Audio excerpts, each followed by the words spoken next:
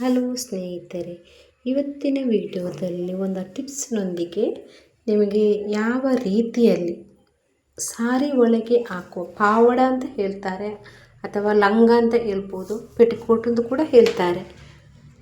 ಅದನ್ನು ಯಾವ ಥರ ಉದ್ದ ಇದ್ದರೆ ಯಾವ ಥರ ಚಿಕ್ಕ ಸೈಜಲ್ಲಿ ನಾವು ಮಾಡ್ಬೋದು, ಏನು ಕ್ಲೀನ್ ಪರ್ಫೆಕ್ಟಾಗಿ ನಾವು ಮಾಡಬೇಕಾದ್ರೆ ಯಾವ ರೀತಿಯಲ್ಲಿ ನಾವು ಅದನ್ನು ಸೈಜ್ ಕಟ್ ಮಾಡೋದು ಅಂತ. ಒಬ್ಬೊಬ್ಬರು ಸೈಜ್ ಸಪೂರವಾಗಿದ್ದರೆ ತುಂಬ ದಪ್ಪ ಇರುವುದಿಲ್ಲ, ಅವರು ಸ್ವಲ್ಪ ತೆಳ್ಳಗಾಗಿ ಸಪೂರ ಇರ್ತಾರೆ. ಆದರೆ ಅವರಿಗೆ ಲಂಗ ಸ್ವಲ್ಪ ಚಿಕ್ಕ ಸೈಜಲ್ಲಿ ಬೇಕಾದರೆ ದಪ್ಪ ಇದ್ದ ಲಂಗವನ್ನು ಸೈಜ್ ಸಪೂರ ಮಾಡಿ ಹಾಕಿದ್ರೆ ಅದು ಪರ್ಫೆಕ್ಟ್. ನೆರಿಗೆ ಕೂಡ ಅದೇ ರೀತಿ ಬೇಕು ಅಂತಿದ್ರೆ ಯಾವ ರೀತಿಯಲ್ಲಿ ನಾವು ಮನೆಯಲ್ಲೇ ಮಾಡ್ಬೋದು ಅಂತ ನೋಡ್ಕೊಳ್ಳಿ. ಮಿಷನ್ ಇದ್ದರೆ ನೋಡಿ, ಮೊದಲಿಗೆ ನಾವು ಅದನ್ನು ಒಂದು ಸೈಡ್ ಬದಿಯನ್ನು ಕೆಳಭಾಗದಿಂದ 2-3 ವಿಧದಲ್ಲಿ ಮಾಡ್ಬೋದು. ಫಸ್ಟಿಗೆ ಕೆಳಭಾಗದ ನೆರಿಗೆಯನ್ನು ತೆಗೆದು ಕೆಳಭಾಗದಿಂದ ನೆರಿಗೆ ತೆಗೊಳ್ಬೇಕು. ನೋಡಿ, ಫುಲ್ಲಾಗಿ ಅದರಲ್ಲಿ ಜಾಯಿಂಟ್ ಮಾಡಿರ್ತಾರೆ.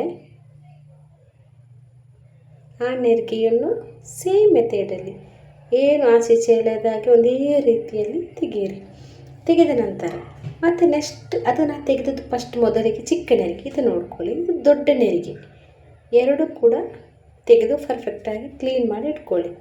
ಈಗ ನಾನು ಅದರಲ್ಲಿ ಮಾರ್ಕ್ ಹಾಕಿರ್ತೇವೆ ಅವರಿಗೆ ಎಷ್ಟು ಸೈಜ್ ಬೇಕು ಅಂತ. ನಮಗೆ 1, 2.5, 2 ಇಂಚು 3 ಇಂಚು ಕಡಿಮೆ ಬೇಕಾದರೆ ಕೆಳಭಾಗದಿಂದವೇ ನಾನು ತೆಗೆದದ್ದು ಕೆಳಭಾಗದಿಂದ ಮಾರ್ಕ್ ಮಾಡಿ ಒಂದು ಅರ್ಧ ಇಂಚು ಜಾಗ ಹಿಡ್ಕೋಬೇಕಾಗ್ತದೆ. ಅಂದರೆ ಇದನ್ನು ಪುನಃ ಅದಕ್ಕೆ ಜಾಯಿಂಟ್ ಮಾಡಬೇಕಾಗ್ತದೆ. ಆ ಮಾರ್ಕ್ ಹಾಕಿ ನಂತರ ಅಲ್ಲಿಂದ ಜಾಯಿಂಟ್ ಯಾವ ರೀತಿ ನಾವು ಕೊಡಬೇಕು ನೋಡ್ಕೊಳ್ಳಿ. ಅದರಿಂದ ಕೆಳಗೆ ಪೀಸ್ ಕಟ್ ಮಾಡಿ ತೆಗಿಬೇಕು. ಈಗ ಮತ್ತೊಂದು ನೆರಿಗೆ ಕೂಡ ಚಿಕ್ಕ ಸೈಜ್, ಆದರೆ ಅದೇ ಥರ ನಾವು ಕಟ್ ಮಾಡಲಿಕ್ಕೆ ಆಗೋದಿಲ್ಲ. ಅದಂದರೆ ದೊಡ್ಡ ನೆರಿಗೆದ್ದು ಲಂಗ ಬೇರೆ, ಚಿಕ್ಕ ಸೈಜಿನ ನೆರಿಗೆದ್ದು ಲಂಗ ಬೇರೆ ನೋಡ್ಕೊಳ್ಳಿ. ಈಗ ನಾನು ದೊಡ್ಡ ನೆರಿಗೆಯ ಲಂಗವನ್ನು ಇಟ್ಟು ಆ ಸೈಜಲ್ಲಿ ನಾನು ಕಟ್ ಮಾಡಬೇಕಾಗ್ತದೆ. ಮೊದಲಿಗೆ ಅವರಿಗೆ ಅಷ್ಟು ಪಾಯಿಂಟ್ ಉದ್ದ ಬೇಕಾಗ್ತದೆ. ಮೊದಲು ಕಟ್ ಮಾಡಿದಷ್ಟು ಬೇಡ, ಇದು ಒಂದೇ ಥರ ಅಳತೆಗೆ ಬೇಕಾದ ಕಾರಣ ನಾವು ಇನ್ನೊಂದು ಚಿಕ್ಕ ನೆರಿಗೆ ಹಾಕೋದ್ರಲ್ಲಿ ಇದು ಜಾಯಿಂಟ್ ಮಾಡಿದಾಗ ಎರಡು ಕೂಡ ಒಂದೇ ಸೇಮ್ ಮೆಥಡಲ್ಲಿ ಬರ್ತದೆ.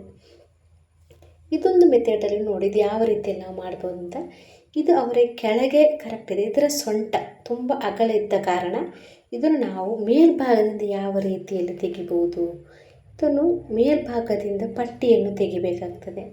ಮೇಲ್ಭಾಗದ ಪಟ್ಟಿಯನ್ನು ತೆಗೆದು ನೋಡ್ಕೊಳ್ಳಿ. ಇದು ಒಂದು 2 ಒಳಭಾಗದಿಂದ ಸ್ಟಿಚ್ ಮಾಡಿ 1 ಇಂಚಿನಷ್ಟು ಒಳಭಾಗದಿಂದ ಸ್ಟಿಚ್ ಮಾಡಿ ಸಪೂರ ಮಾಡಿದರೆ ಸಾಕು. ಮೇಲ್ಭಾಗದ ಪಟ್ಟಿ ತೆಗೆದರೆ ಅಲ್ಲಿಂದ ಪರ್ಫೆಕ್ಟ್ ಆಗ್ತದೆ.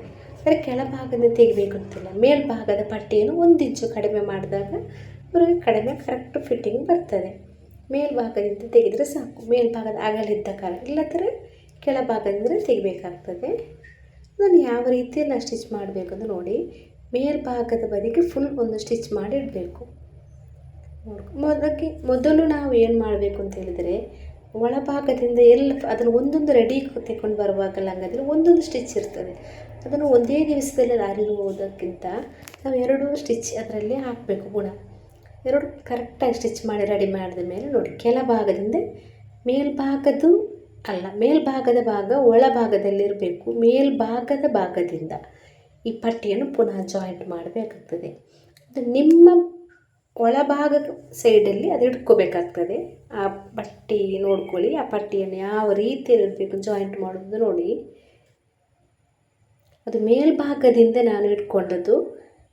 ಮೇಲ್ಭಾಗದಿಂದ ಪಟ್ಟಿಯನ್ನು ಇಟ್ಟು ಈ ಮೇಲ್ಭಾಗದ ಅಡಿಭಾಗವನ್ನು ಮೇಲ್ಭಾಗಕ್ಕೆ ಪುನಃ ತರಬೇಕಾಗ್ತದೆ. ನೋಡ್ಕೊಳ್ಳಿ, ಅದು ಕರೆಕ್ಟಾಗಿ ಇದೇ ರೀತಿ ಎಲ್ಲೆಲ್ಲಿ ನೆರಿಗೆ ಉಂಟು ಚಿಕ್ಕ ಚಿಕ್ಕ ನೆರಿಗೆ ಎಲ್ಲೆಲ್ಲಿ ಇಡಬೇಕು. ತುಂಬ ದೊಡ್ಡದು ಬೇಡ, ಚಿಕ್ಕ ಚಿಕ್ಕ ನೆರಿಗೆಯನ್ನು ಅದರಲ್ಲಿ ನೆರಿಗೆ ಮೊದಲು ಎಷ್ಟು ನೆರಿಗೆ ಇತ್ತು ಆ ನೆರಿಗೆ ಕಾಣ್ತದೆ, ಅದಕ್ಕೆ ಪರ್ಫೆಕ್ಟಾಗಿ ಆ ನೆರಿಗೆಯನ್ನು ಇಟ್ಟು ಪುನಃ ನೀವು ನೆರಿಗೆ ಎಲ್ಲ ಕರೆಕ್ಟ್ ರೆಡಿ ಆದ ಮೇಲೆ ನೀವೇನು ಮಾಡಬೇಕು ಅಂತ ನೋಡಿ. ಮೊದಲಿಗೆ ಹಾಕಿದ ಸ್ಟಿಚ್ಚನ್ನು ನಿಮ್ಮ ಮೇಲ್ಭಾಗಕ್ಕೆ ತರಬೇಕಾಗ್ತದೆ.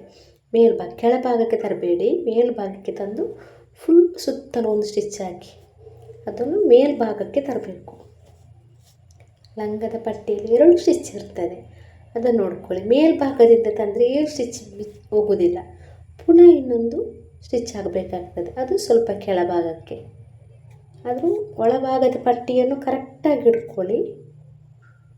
ಇದೇ ಥರ ರೆಡಿ ಮಾಡಿ ಇಟ್ಕೊಂಡು ಇಲ್ಲಿ ಇನ್ನೂ ಲಾಸ್ಟ್ ಸ್ಟೆಪ್ ಇದನ್ನು ಕರೆಕ್ಟಾಗಿ ಅಲ್ಲಿ ಸ್ಟಿಚ್ ಮಾಡಿ ಕೆಳಭಾಗದವರೆಗೆ ನೆರಿಗೆಗೆ ಸ್ಟಿಚ್ ಮಾಡಿ. ಅಲ್ಲಿ ಸ್ವಲ್ಪ ನೆರಿಗೆ ಹೆಚ್ಚಿದ್ರೆ ಅದನ್ನು ಒಂದೇ ಥರ ಕಟ್ ಮಾಡಿ ಇಟ್ಕೊಳ್ಳಿ.